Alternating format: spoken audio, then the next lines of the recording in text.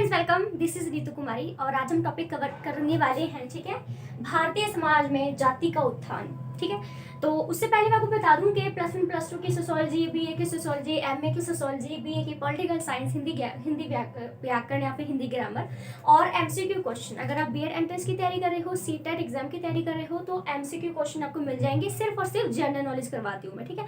तो ये कुछ चीजें हैं जो आपको मेरे चैनल पर मिल जाएंगी। आज का जो टॉपिक है हमारा वो है एमए सोशियोलॉजी का। एमए सोशियोलॉजी का टॉपिक है, जिसमें ये टॉपिक है कि भारतीय समाज में जाति का उत्थान कैसे हुआ।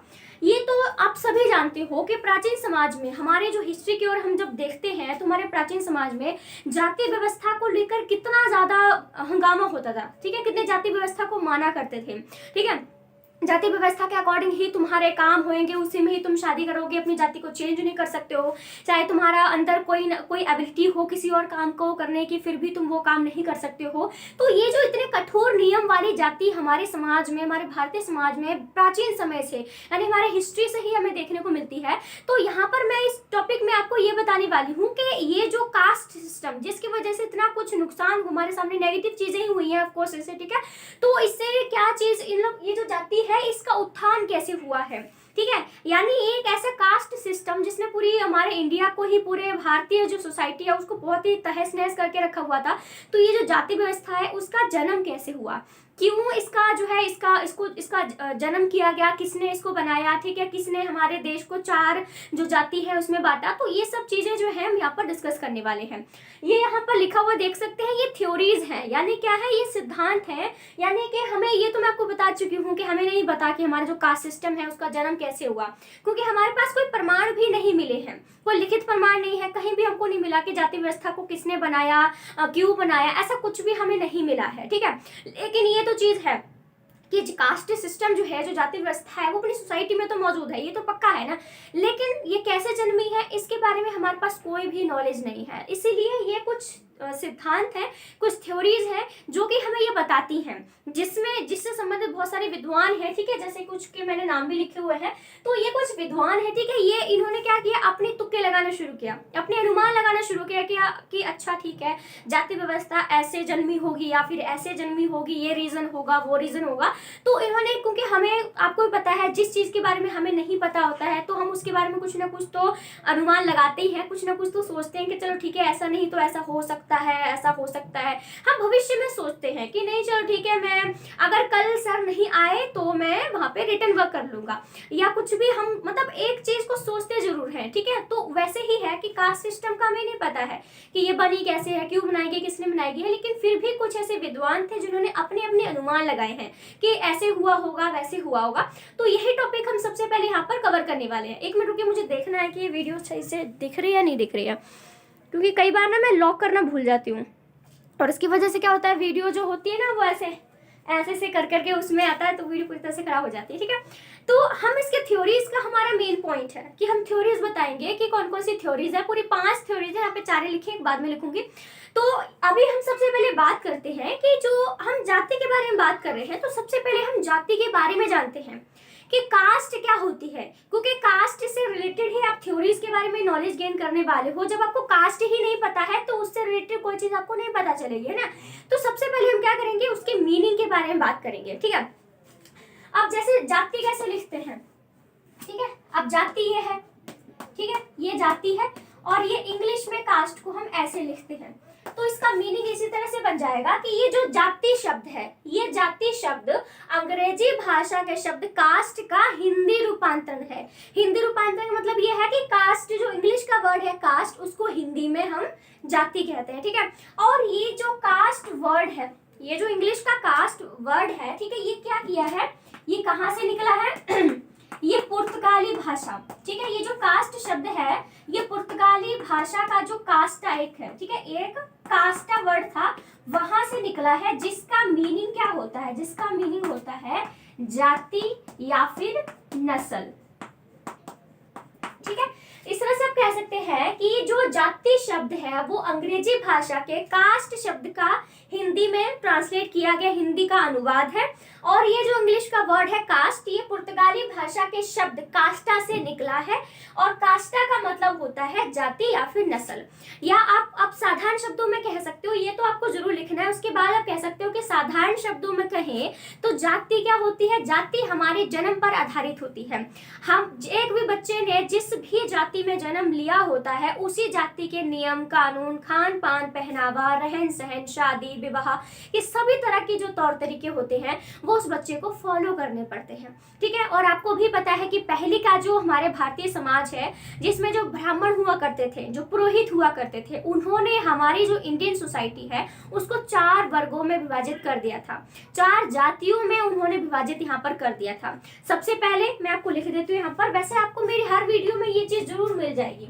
ऐसा कोई भी टॉपिक आता ही नहीं है सोशियोलॉजी में जहाँ पर कास्ट से रिलेटेड इन 4 जातियों के बारे में मेंशन ही ना किया हो। इसलिए मुझे हर वीडियो में लिखकर आपको जो है मेंशन करना पड़ता है। कोई फर्स्ट बार नहीं है, अगर कोई पहली बार इस वीडियो को देख रहा है तो मैं उनके लिए यहाँ पर आपको जरूर मेंशन करना चाहूंगी। ठीक है। ये सभी आप पढ़ भी चुके होंगे, कोई बड़ी बात नहीं है। ठीक है। ब्राह्मण, क्षत्रिय, वैश्य और लास्ट में शूद्र। ठीक है। तो जो पुरोहित थे हमारे इंडियन सोसाइटी के, हमारे प्राचीन भारतीय समाज में जो पुरोहित थे, जो पंडित थे, उन्होंने हमारे भारतीय समाज को 4 जातियों में बांट दिया था। सबसे पहले ब्राह्मण थे, फिर क्षत्रिय थे, फिर वैश्य थे और लास्ट में अपने शूद्र थे। अब ब्राह्मणों को पता है, इसमें ब्राह्मण हेडिंग से पता चल रहा है, ब्राह्मण वे लोग हुआ करते थे जो कि इनको काम दिया गया था। ठीक है। ब्राह्मण वे लोग थे जो कि हवन करते थे, कोई मुहूर्त वगैरह निकालना, जैसे अपने आज के टाइम में पंडित जी नहीं आते हैं, आप उनसे कुंडली निकलवाते हो, बच्चे का अगर जन्म हुआ है तो उसका नाम भी आप वहीं से करवाते हो, कोई हवन भवन करना हो तो वो उसके लिए पंडित जी को ही आप बुलाते हो। तो वही काम जो ब्राह्मण वही एक ही चीज होती है, तो उनका ये काम था। अब क्षेत्रीय में राजा महाराजा आया करते थे जो कि तलवारों का यूज करते थे, जो कि लोगों की रक्षा किया करते थे।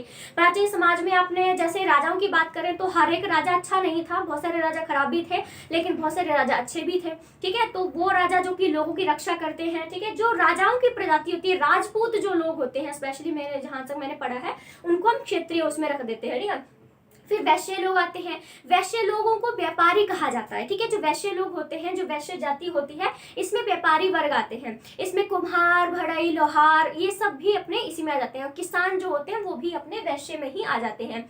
अब शूद्र की बात करते हैं। शूद्र में वे लोग आते हैं जिनकी सबसे निम्न, आप देख भी सकते हो, सबसे नीची जाति के ये लोगों को माना जाता है। ठीक है। और इनके साथ अच्छा बिहेव नहीं किया जाता है।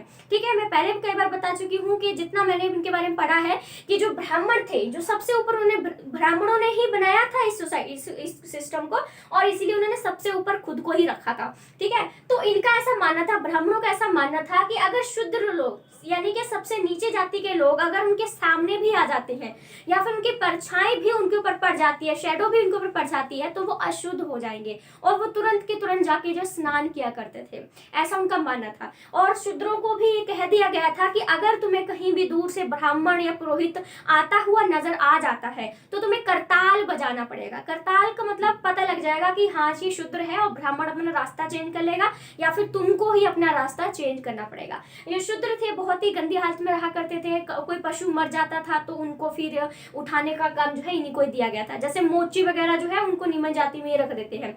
अब मैं जिस गांव से मैं बिलोंग करती हूँ वहां पे मैं पहले छोटी थी तो मुझे समझ में नहीं आता था। वहां पर ना एक वर्ड यूज करते थे, भंगी। मेरे ख्याल से कोई होगा यहाँ पे जो परिचित होगा, भंगी वर्ड यूज करते थे। तो वहां पर हमको जाने को मना करते थे, हमारे पेरेंट्स और हमारे आसपास के जो भी लोग थे ना, वो मना करते थे कि नहीं वो भंगियों का एरिया है, आपने वहां नहीं जाना है, उनके वहां खाना पीना कुछ भी खा के नहीं आना है। जब शादी वगैरह होती थी, हम तो बच्चे होते थे, हमको नहीं पता, हम तो खा पी के आ जाते थे।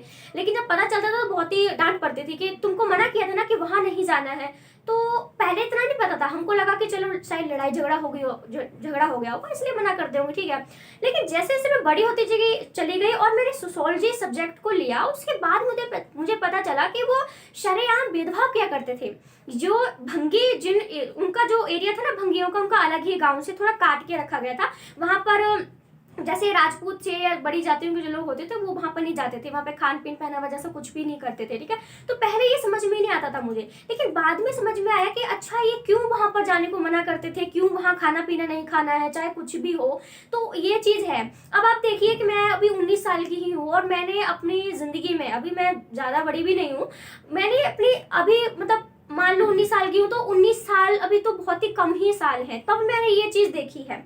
तो मतलब पिछले जमाने में कितना ज्यादा उस चीज को माना जाता होगा, कितना सख्ती बरती जाती होगी, ये बहुत प्राचीन समय से ये चीज चली आ रही है, ठीक है।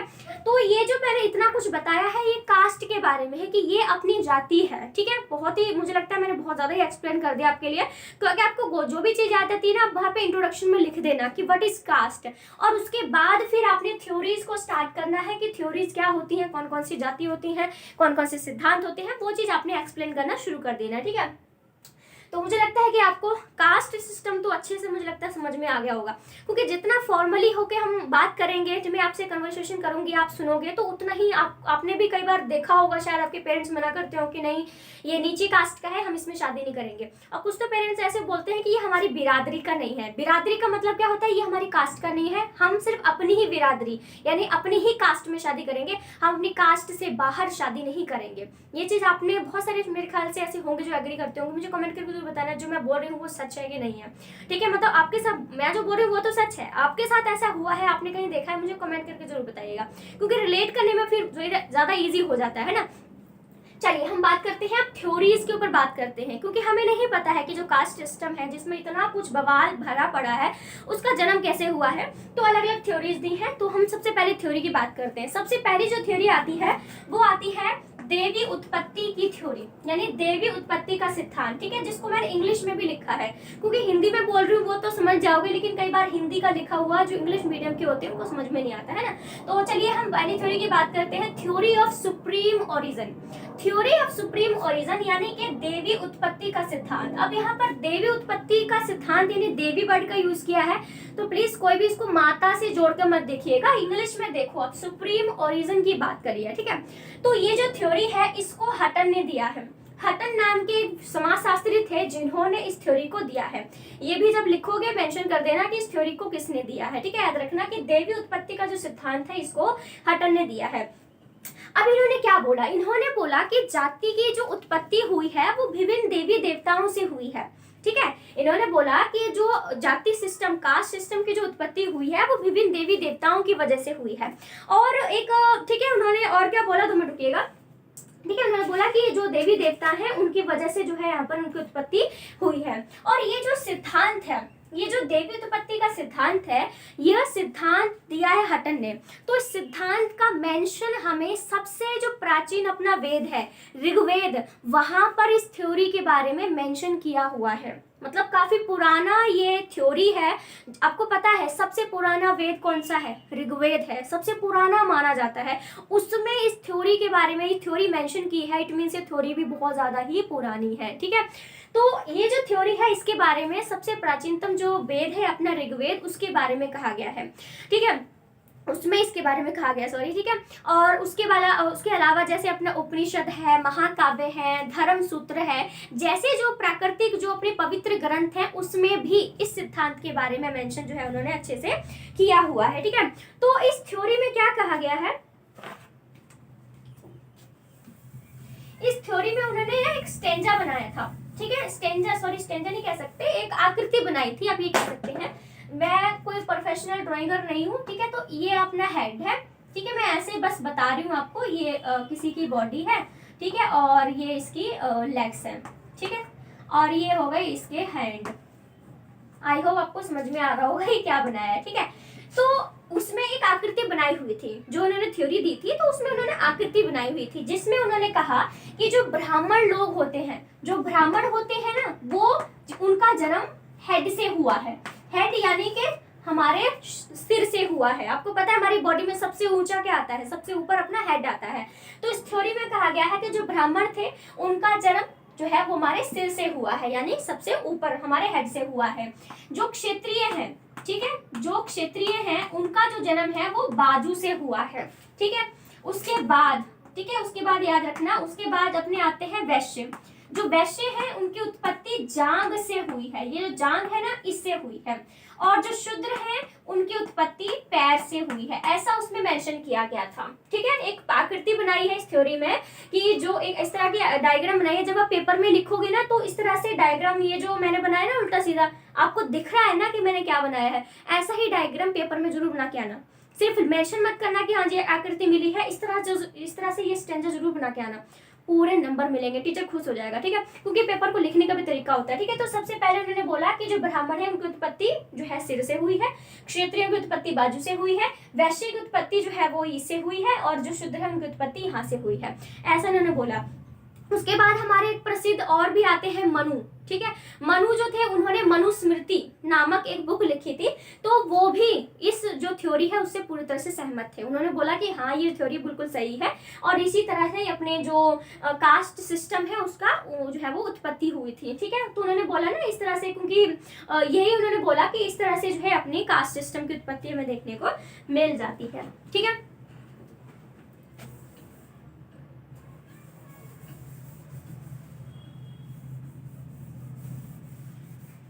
लगता है लाइट जाने वाली है, बाहर का मौसम बहुत ही ज्यादा खराब हो रहा है। चलिए नेक्स्ट की हम बात करते हैं। नेक्स्ट जो हमारी थ्योरी आती है वो आती है काम और आत्मा का सिद्धांत, यानी कि theory of function and soul. ये जो थ्योरी है बहुत ही ज्यादा सिंपल है। अब इस थ्योरी में क्या कहा गया है, इस थ्योरी में ये कहा गया है कि उन्होंने इस थ्योरी में बोला कि हमारा जो कास्ट सिस्टम है, जो जाति व्यवस्था है ना, वो हमारे काम की वजह से उनका जन्म हुआ है। यानी कि हमारे जो कर्म होते हैं, स्पेशली कर्म की यूज करोगे वर्ड तो ज्यादा बेटर रहेगा, कि हमारे जो कर्म होते हैं ना उससे उत्पन्न हुआ है। अब उन्होंने बोला कि जैसे मैंने भी आपको बताया था कि ब्राह्मण थे, क्षत्रिय थे, वैश्य थे, शूद्र थे, मैंने यहाँ पर लिख के बताया था। ठीक है, तो इसमें क्या था, उन्होंने बोला कि जैसे हमने बोला लास्ट में जो शूद्र थे, ठीक है लास्ट में शूद्र थे, तो उन्होंने ये बोला कि हमने जो है आपको लास्ट में इसलिए रखा है क्योंकि आपने कर्म बुरे किए थे। इस थ्योरी में ये कहा गया है कि आज आपकी जो वर्तमान में स्थिति है, जो प्रेजेंट टाइम में तुमको जो निचला स्थान दिया गया है, वो तुम्हारे कर्मों की वजह से है। तुमने पिछले जन्म में कुछ बुरे कर्म किए होंगे और इसीलिए तुमको जो है आज ये सिचुएशन में तुम्हें जीना पड़ रहा है। और ये जो शूद्र लोग सबसे नीचे, जो कि बहुत ही गंदी हालत में रहा करते थे, बहुत ही डिस्क्रिमिनेशन के साथ किया जाता था। ठीक है, मंदिरों में नहीं जाने देते थे, कुओं में नहीं जाने देते थे, और गांव से तो अलग ही उनको घर बना के देते थे, घर बना के देते थे, मतलब गांव से बाहर रहने को बोला जाता था। जो जहाँ से ब्राह्मण मंदिरों में जाते थे वहां पर उनको मंदिर में नहीं जाने देते थे, पानी से कुएं से पानी में लेने देते थे। तो काफी ज्यादा जो बुरी हालत है उसमें ये लोग रहा करते थे।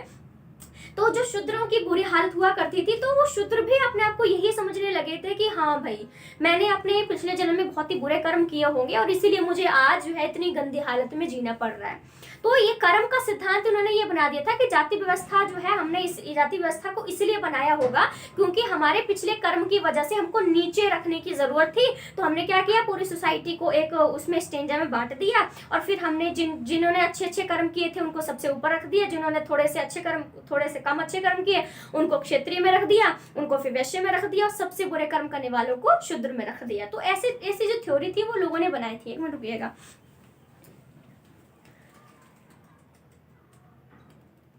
हाँ ठीक है, तो ये दो थ्योरीज हमारी कवर हो चुकी हैं। अब हम नेक्स्ट थ्योरी की बात करते हैं, वो है व्यवसाय थ्योरी। व्यवसाय थ्योरी यानी कि theory of occupation. Theory of occupation जो है, इस थ्योरी को दो विद्वानों ने दिया है, एक नेस्फील्ड है और दूसरे अपने डेजिज रवेनसन। ठीक है, इनका रवेनसन था, मुझे थोड़ा सा नाम में कंफ्यूजन से हो रही है।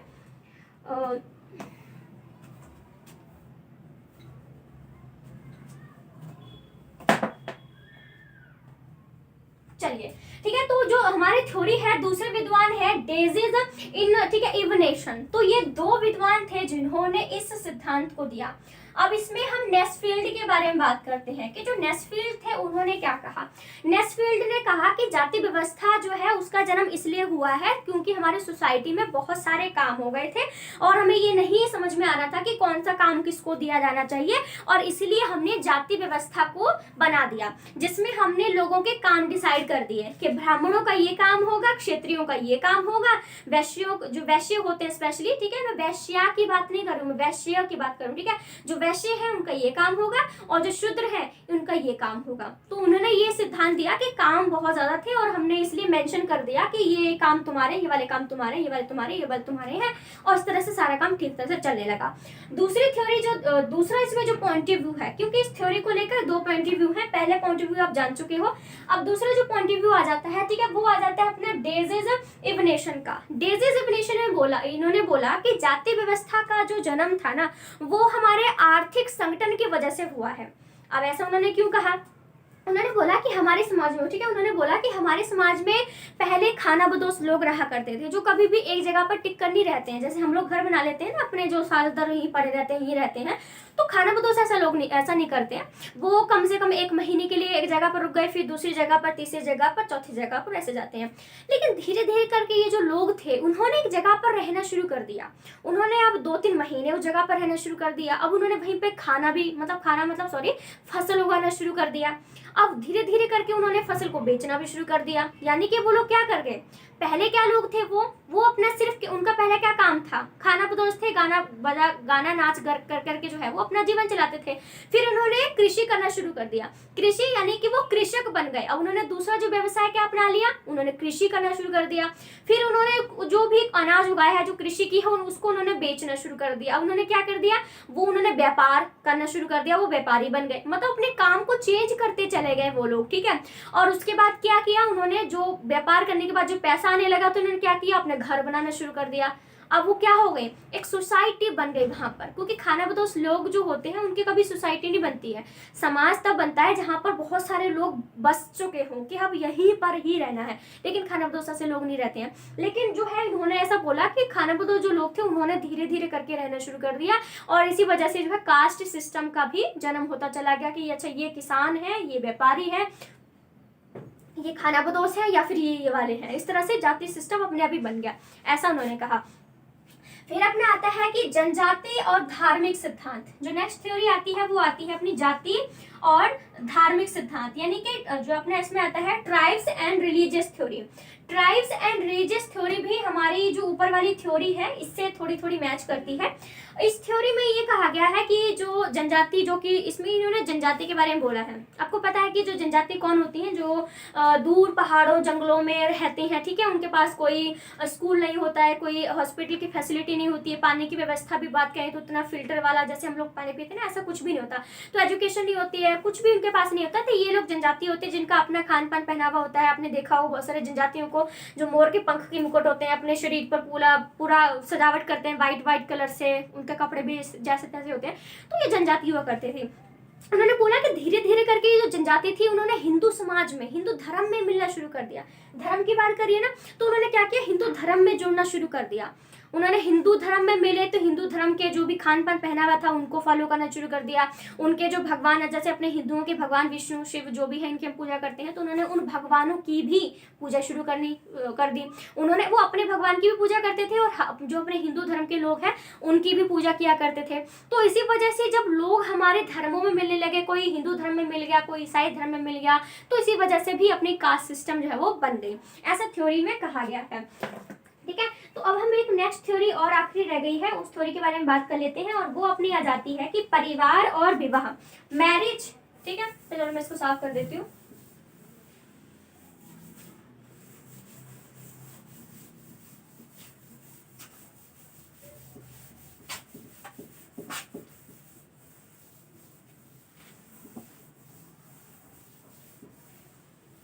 चलिए हम एक लास्ट थ्योरी के बारे में बात कर लेते हैं। तो वो जो 5वीं थ्योरी है, सॉरी, वो है परिवार और विवाह।